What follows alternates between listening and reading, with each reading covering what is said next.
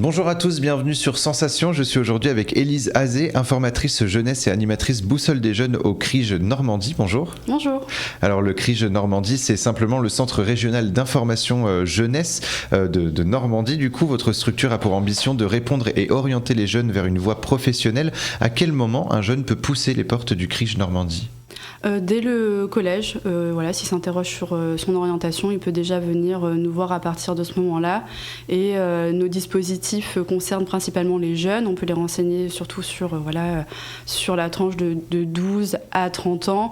Mais on est tout public, donc des fois, il y a des personnes qui sont en redécouverte d'autres métiers, qui veulent se réorienter et qui viennent nous voir aussi. Ils nous sollicitent pour retravailler leur CV, leur lettre de motivation, etc. Alors il y a encore 10 ans par exemple, parce que même moi j'ai été confronté à cette envie d'avoir des informations, notamment sur des centres spécialisés, donc qui n'avaient pas le même nom à l'époque. On a toujours l'impression que le CRIJ notamment peut être dédié que aux collégiens ou aux lycéens, mais non, vous allez au-delà aussi des lycéens. En soi, on accepte toute personne qui désire avoir de l'information, veut se réorienter. Après, les dispositifs dont nous avons connaissance et on est spécialiste, c'est vraiment sur les dispositifs jeunesse. On est plus à même d'aider ce public-là.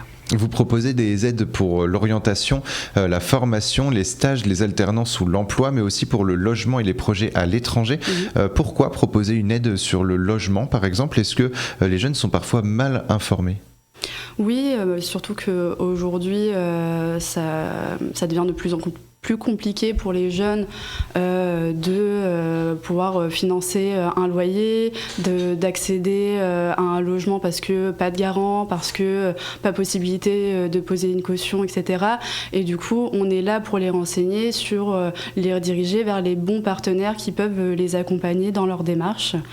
Donc on a créé un guide pour leur permettre d'avoir justement un panel de solutions qui recense les aides financières, les aides administratives qui sont faites pour eux sur le territoire.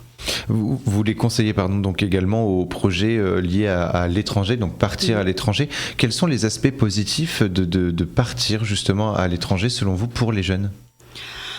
Pour eux, c'est une expérience déjà culturelle, le fait d'ouvrir, de changer leurs habitudes, de découvrir de nouvelles cultures, de sortir de sa zone de confort.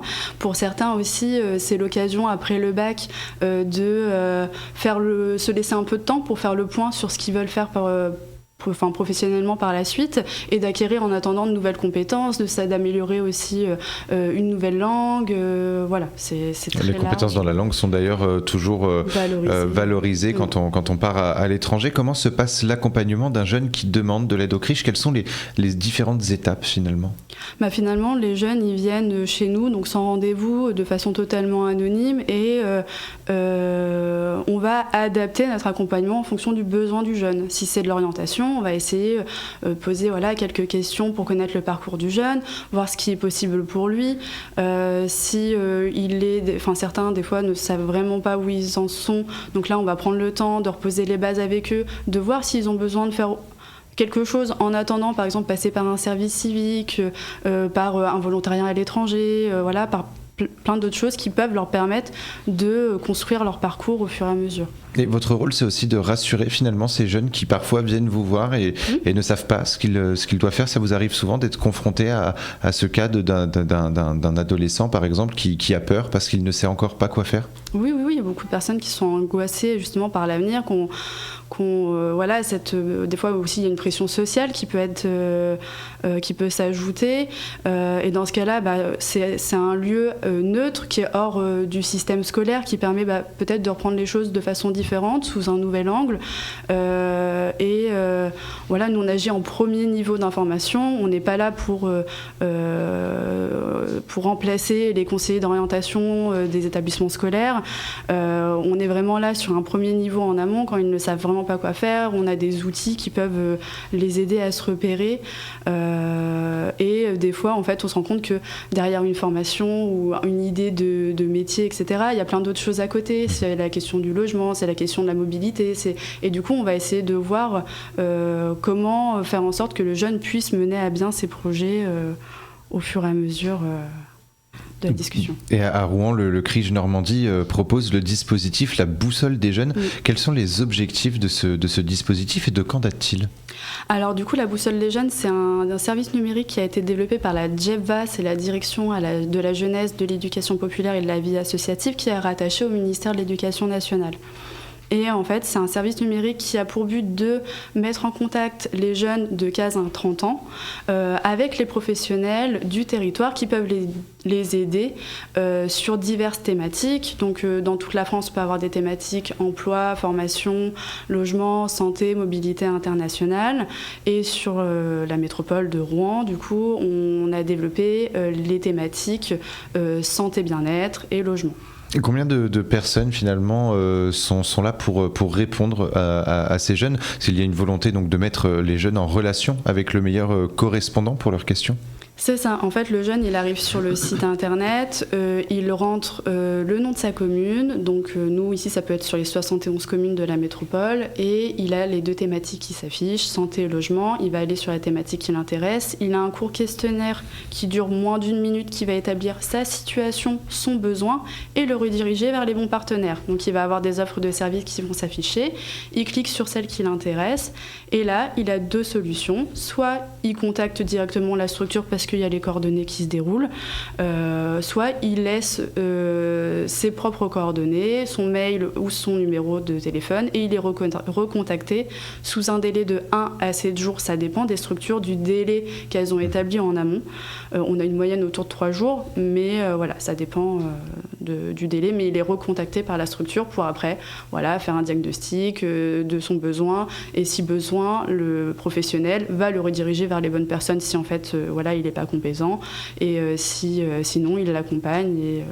Pourquoi vous vous engagez justement dans cette moyenne de 3 jours ou entre 1 à 7 jours de réponse ? Pourquoi c'était presque évident de s'engager sur cette réponse rapide envers un jeune ?